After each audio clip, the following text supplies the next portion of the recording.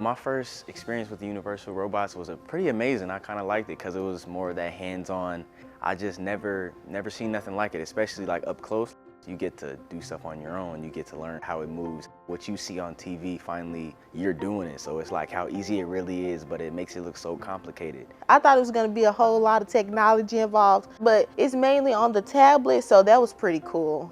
We have different applications. As you can see here, we have the CNC machine. We're working to program it, to open door, place parts in. We're looking to do some VR.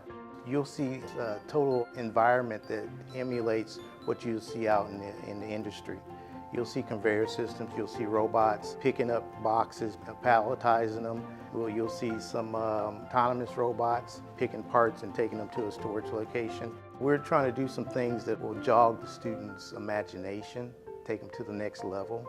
When UR first came in, one of the things I noticed right off the bat was there wasn't much of a learning curve to it. Well, it means first off, adaptation by the faculty is easier. With universal robots, training has been very accessible. We've been able to get our faculty sent to training. So we got with ATC and Universal Robot. We found out that UR had an online version where the students can do the free learning with that curriculum was top-notch to me. We can take them right into the classroom and then we turn them loose in the lab.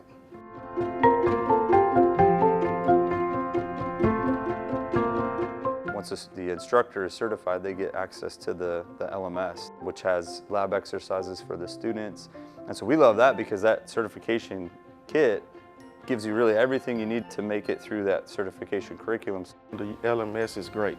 It's a very, very cutting-edge technology curriculum. I love the lab activities, how basically they're laid out step by step and pictures and everything for my students to interact with a certain objective.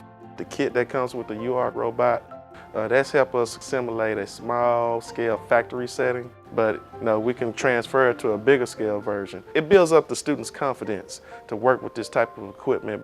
The universal robot is easy to get started using, but because of that, they're actually able to do a lot more of the complex things that you would see in industry that they aren't able to do with other brand robots. In some ways, can do more with the universal robot because of the input and output and how easy it is to connect with external devices. The collaborative robot with the safety is very important to us. It can work there right with the students. The students can bump into it, the robot will stop, and then you can enable it again and get it back to its original program. There's still safety measures that you need to incorporate, but it's more accessible. The students don't feel like there's a separation between them and the robot because they don't have the plexiglass case around the robot. ATC and the UR robot, and whenever we have issues, they're right there. And so it's just a phone call away, not in a call center. They ask the right questions and they get us going again. We had an issue where the teach pendant had problems. We let them know. The next day we had a new teach pendant overnight. When I walked in here and I saw these robots, I was like, oh, here's my chance. I feel like the sky's the limit. The world's changing. This is robotics. That's kind of where the world's headed towards, so we got to get ahead of it.